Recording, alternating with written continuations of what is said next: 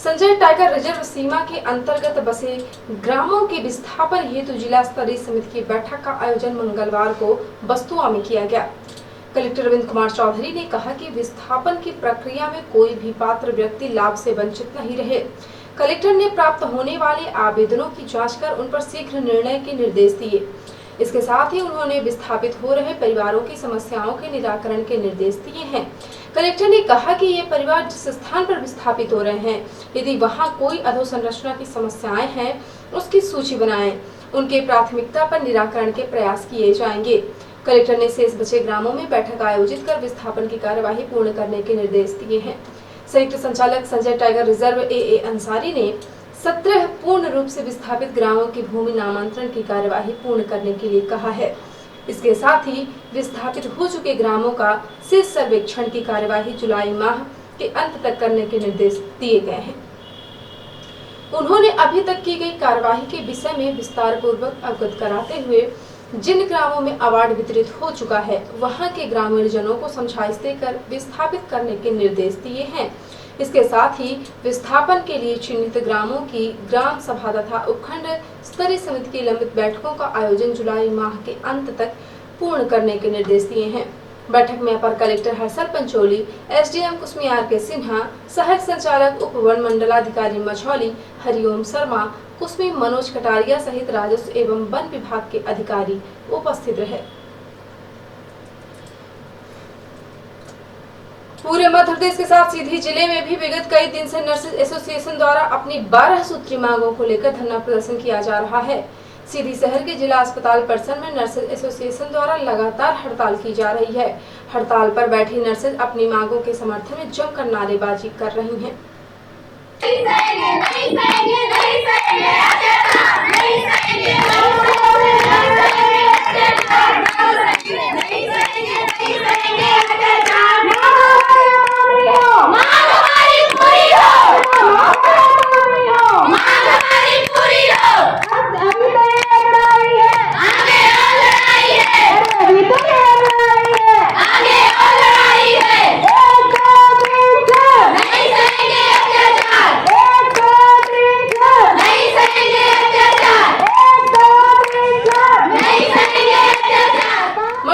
सरकार ने नर्सों की इस हड़ताल को एस्मा लगाकर इसे अवैध घोषित कर दिया है। बावजूद इसके सीधी शहर के जिला अस्पताल परिसर में नर्सेज अंजाम की परवाह न करते हुए भी लगातार आंदोलन प्रदर्शन कर रही हैं। एनटीवी इंडिया न्यूज को अपनी मांगों की जानकारी देते हुए नर्सेज एसोसिएशन ने बताया कि कोरोना काल में हम अपनी जान को जोखिम में डालकर लोगों का जीवन बचाते हैं, लेकिन अब जब सब कुछ ठीक है और हम अपनी कुछ जायज मांगों को पूरा करने की मांग कर रहे हैं, तो हमारे साथ इस तरह का व्यवहार किया जा रहा है।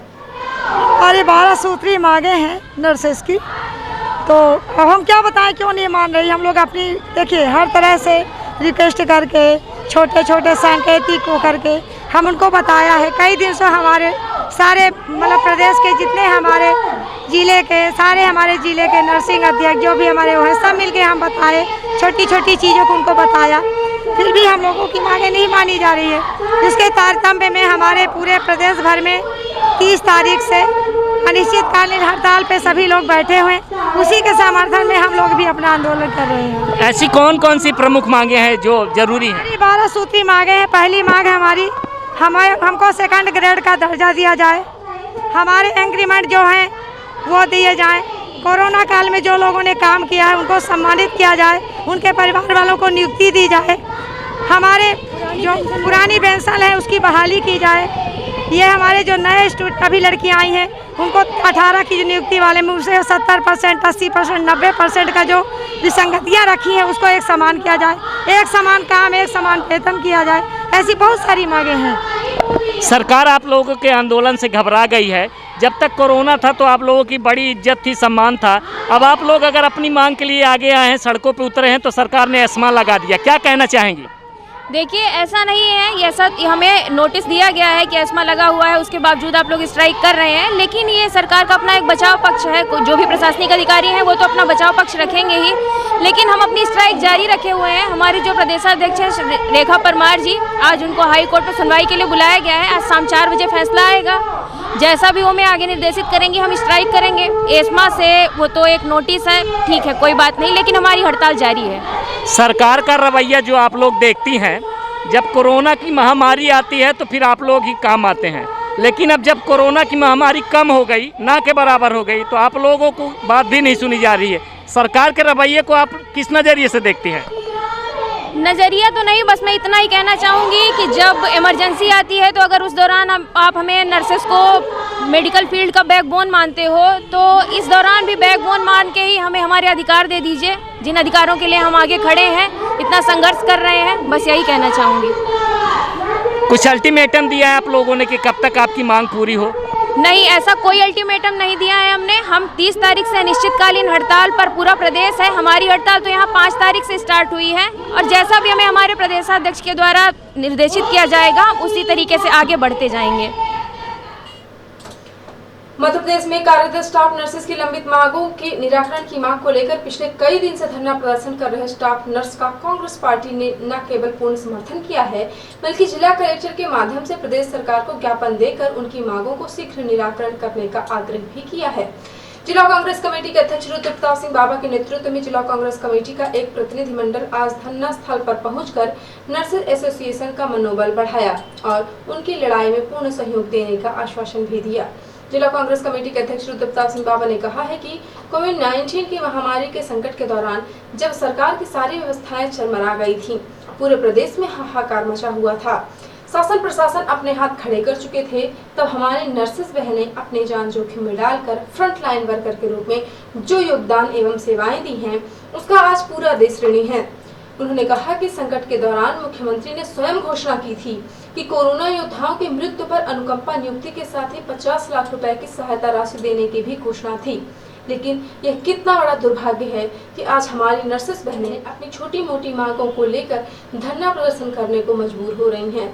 उन्होंने कहा कि नर्सेस एसोसिएशन की लड़ाई सच्चाई एवं अधिकार की लड़ाई है, उनकी समस्त मांगें जायज हैं। उन्होंने कहा कि सरकार को हठधर्मिता त्याग कर संवेदनशीलता के आधार पर तत्काल नर्सेस एसोसिएशन की मांगें मान लेनी चाहिए।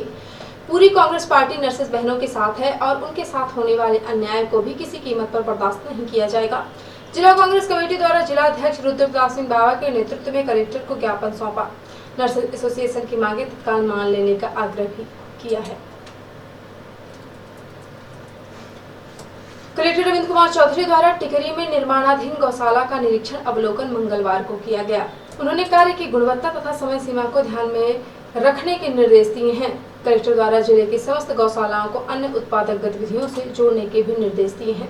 उन्होंने कहा है कि गौशाला परिसर से जुड़े क्षेत्रों में फलदार पौधों का रोपण किया जाए, जिससे संचालन समिति को अन्य आय भी हो सके और वो आत्मनिर्भर बने। इस अवसर पर कलेक्टर श्री चौधरी तथा अपर कलेक्टर हसन पंचोली द्वारा फलदार पौधों का रोपण किया गया। उनके साथ कार्यपालन यंत्री ग्रामीण यंत्र की सेवा हिमांशु तिवारी, उपखंड अधिकारी मझौली आनंद सिंह, राजस्व सीईओ जनपद पंचायत एवं प्रजापति उपस्थित रहे। रिपोर्टर हिमायन रौतेला ने बताया है कि नैनीताल में नशे का कारोबार लगातार बढ़ता ही जा रहा है और धीरे धीरे स्मैक नामक जहर से युवा ग्रसित हो चुके हैं, जिसको लेकर पुलिस भी अब काफी सतर्क हो रही है, जिसको लेकर बुधवार को पुलिस के हाथ एक बड़ी कामयाबी लगी है। जानकारी के अनुसार नगर में नशे की रोकथाम को लेकर गठित की गई एडीटीएफ टीम को मंगलवार शाम मुखबिर से जानकारी मिली कि यूपी से 2 स्मैक तस्कर डिलीवरी के लिए नैनीताल आए हुए हैं। सूचना मिलने के बाद कोतवाली पुलिस एडीटीएफ टीम के साथ स्मैक तस्करों की तलाश में जुट गई। कई घंटों की तलाश के बाद पता चला कि 2 युवक माल रोड स्थित किसी होटल में ठहरे हुए हैं। देर रात पुलिस दबिश देते हुए होटल पहुंची तो युवकों को इसकी भनक लग गई और वह भागने का प्रयास करने लगे, मगर पुलिस ने दोनों युवकों को दबोच लिया। तलाशी लेने पर युवकों के पास से 11.73 ग्राम स्मैक बरामद हुई। कोतवाल अशोक कुमार ने बताया कि पूछताछ में युवकों ने बताया कि वह स्मैक बेचने के लिए नैनीताल आए हुए थे। कोतवाल अशोक कुमार सिंह ने बताया कि बलिया कला लक्ष्मीपुर खीरी निवासी अमित पांडे और अनुभव गुप्ता के खिलाफ एनडीपीएस की धाराओं में मुकदमा दर्ज कर लिया गया है।